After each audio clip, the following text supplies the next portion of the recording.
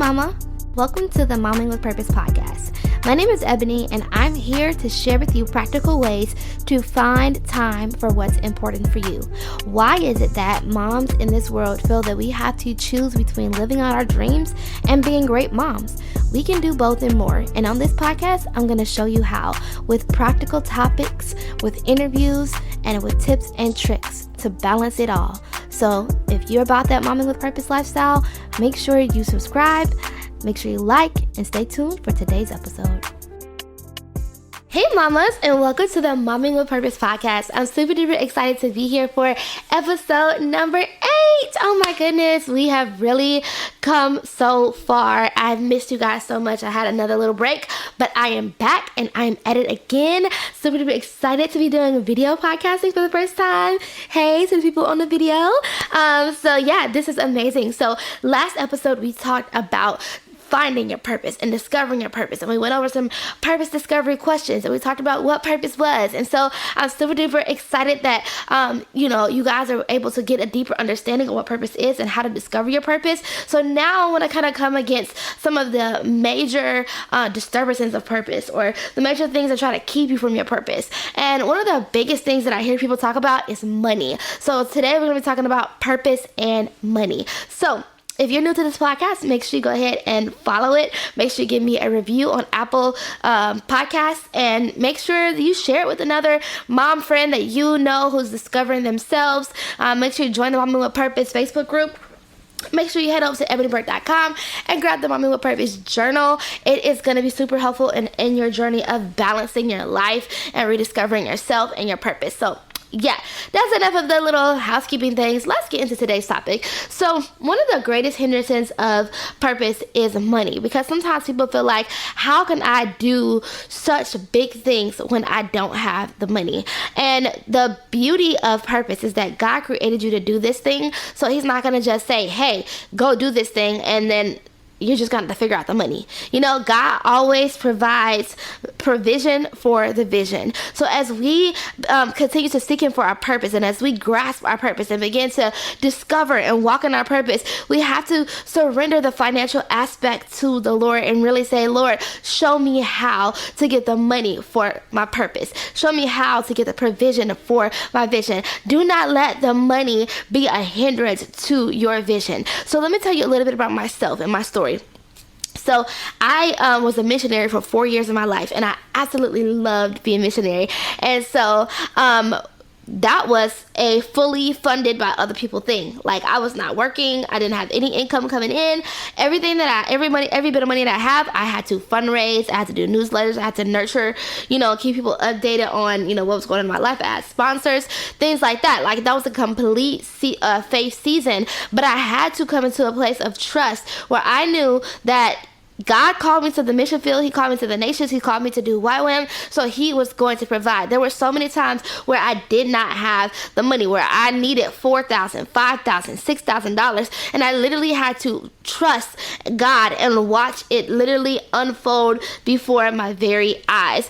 So I can remember there was a time where we were getting ready to go on a trip to Africa. And this was my first 6 months trip. We always would do 3 months trips, 3 months in one place, 3 months in another. But this was like my first long-term trip. And so it costed a little bit more because it was a 6 month trip. And so I didn't know how I was going to have to get the money. And this was almost towards the ending of my degree at the University of the Nations. So I raised a lot of money so far. Like, each semester was like $4,000 here, $5,000 here. So I had raised a lot of money. My church had rallied around me. My mom's friends, my dad's friends, school people, schoolmates, teachers, like so many people had rallied around me, especially Crusaders Church, to raise this money. So at this point, I'm like, okay, I'm getting to the end.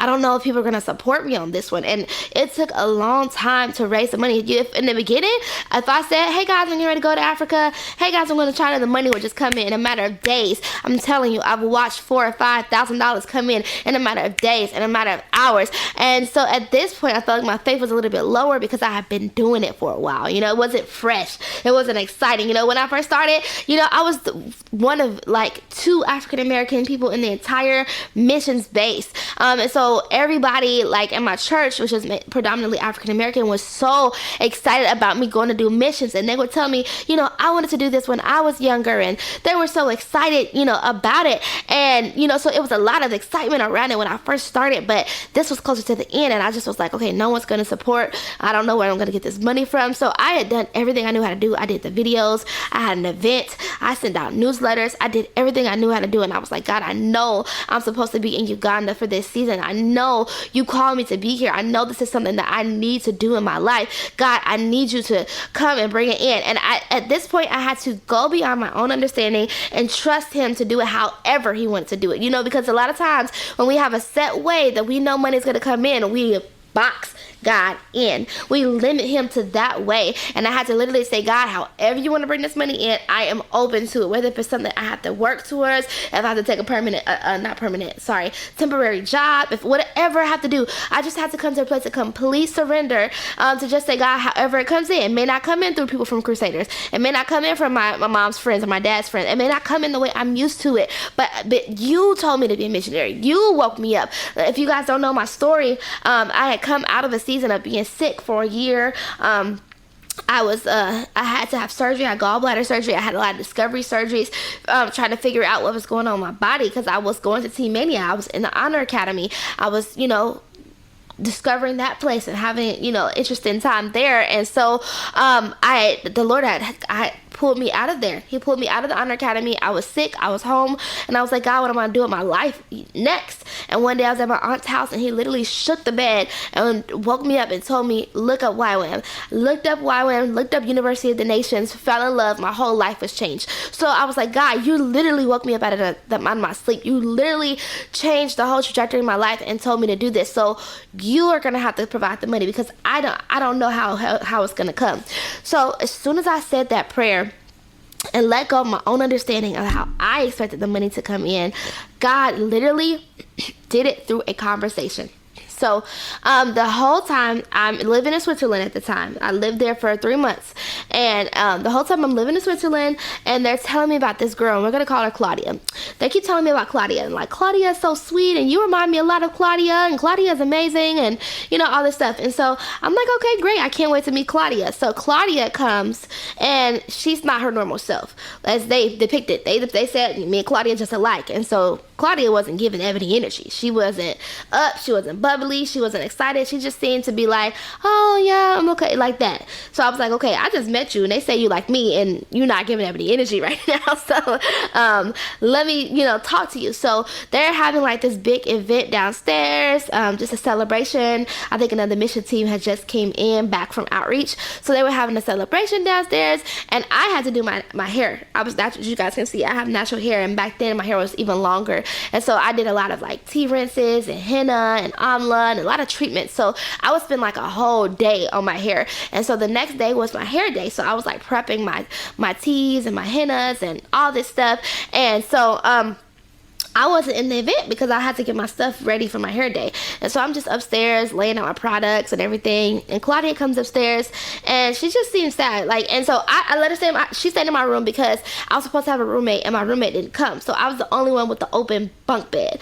So I had my whole room to myself, and I was like, Claudia can stay with me. We can bond. They say we're so much alike, we can hang out. So I let Claudia stay in my room. So Claudia comes in the room. She just doesn't seem really happy. And I'm like, what's going on? I just started to talk to her about, everything going on in her life. And I just started to pray for Claudia and just bless her and just be a listening ear, just, hear the word of the Lord for her life. And we just, we had this conversation. And after the end, she was crying and just thanking me. And at the end, she was like, is there anything I could pray with you about? And I told her, I said, I think I had $1,000 left. I said, I have $1,000 left on my outreach. I don't know where the money's coming from. We're supposed to have it by Tuesday. This was Saturday. So I'm supposed to have the money by Tuesday. I don't know where it's going to come from. I'm just really trusting God. And she was like, yeah, just let it go. Just trust God. And I'm like, okay, thank you so much. And she's, prayed a prayer for me. And it was an awesome and powerful prayer. And so the next morning, I see her at breakfast. She's like packing, getting ready to go back home. And she literally hands me like $997. Literally just hands me the money that I just was praying and talking to God about. And like, I had expected it to come. I didn't know it would come from somebody in Switzerland, where I already was. Obviously, everybody around me were all raising money. I didn't think anybody around me had that much money. Like, I wouldn't have asked anybody around me because we're all raising money together to go to Uganda. So she literally gives me the money, and I'm just like floored. I'm like, wow, God is amazing. I'm like thanking her, giving her so many hugs, and she was like, yeah, God told me to give it to you last night. I had some extra from my outreach, and I didn't really know what to do with it. I was going to save it, but God told me to give it to you last night, and it was literally the exact amount that I needed. And I just, from that, just put a memorial in my heart that God can do something outside of how I think. I would have never asked anybody in that mission base for money. I would have never talked to anybody about my bill or how much I had left. But through that one conversation with Claudia, my bill got paid. Literally $997 was exactly, I believe, exactly how much I needed. So I want to encourage you that as you are discovering your purpose, allow God to bring in the money in unexpected ways. Remind him, God, you told me to do this. God, you called me to do this. You called me to be a change agent. You called me to be a missionary. You called me to be a hairdresser. You told me that I would have my own salon. Remind God of his word, and then lay down every expectation of how you think it's going to come in. Because a lot of times in our heads, we're like, okay, I can't work enough to make that much. It's nothing I can do to make that. So then we get defeated. But God doesn't want us to be defeated. When we realize we can't do it in our own strength, we're supposed to let go and allow him to do it in his strength, and let his strength become perfect in our weakness. So I just want to encourage you, like, no matter how big or how small your purpose is to let go and watch God work, and then do your part. You know what I mean? Like, when I say do your part, I mean, if you're trying to get a certain amount of money to start your business, if you're trying to get a certain amount of money to go into missions work, start cutting back on your Starbucks. Start cutting back on your pedicures. If you get a pedicure every single week, maybe do it every 2 weeks. You have to make those sacrifices because God does his part and we do our part. So begin to prioritize your stuff financially. You prioritize getting your hair done. You prioritize everything else. And I'm not telling you not to do your self-care, okay? So don't come for me in the comments. I'm not telling you not to do your self-care, but begin to prioritize your purpose in your life. We make priorities to buy that wig, to buy that bag, but God is calling you to walk in a life that is filled with purpose, and you're saying, God, I don't have the money for it. God, I don't know where the money's going to come from. Well, he's going to do his part, and you have to trust him to do his part, but then you have to do your part and make the sacrifices, sow the seeds, cut back on certain things, work on a budget. Sometimes we just be living and doing life and hollering we don't got money for stuff, but then when we sit down and actually create a budget, we realize, oh, I got $20 extra a week. I got $30 extra a month, and just start saving and putting it away. And I have a friend, and she is all about like business credit, and I would love to have her on to teach us about the business credit and how we can get that going. But until you know how to do that, there's still some small things that you can do to contribute towards your purpose. Start saving your pennies. Whenever you break change, take the change and put it in a bucket. Start saving. Start sharing about your vision. If there's something that, if you want to do a campaign, do an event. I did ice cream socials. We did open mic nights. We did Chinese food nights. We just did all different type of fundraisers and all different type of events to spread the word, because sometimes all it takes is for someone to hear your heart and for someone to hear what you're passionate about. And they'll say, yeah, I want to partner with you. Yeah, I want to be a part of that. Oh yeah, I have an extra $100. I can give you $100 a month towards it. You never know until you ask, until you say. So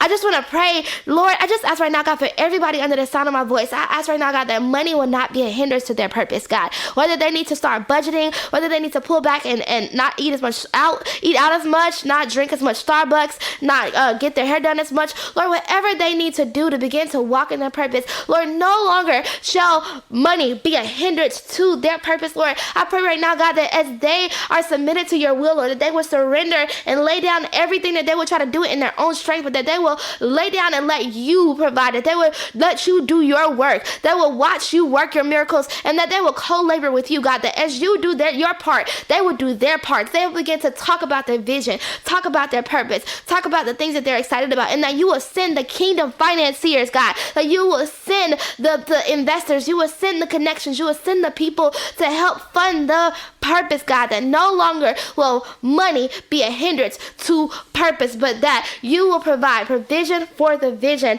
in the name of Jesus. So I hope that this story encourages to you today. I hope these ideas encourage you. You can start a Patreon. If you are someone who do video content, start talking about what you want to do. Start talking about your passion. Get a Patreon. People can pay you $5 a month, $10 a month to support what you're doing. There's so many things. You can crowdfund. You can get a GoFundMe. There's a lot of things out here. There's a lot of grants. So I hope you guys enjoyed this episode, and I will see you guys on episode 9.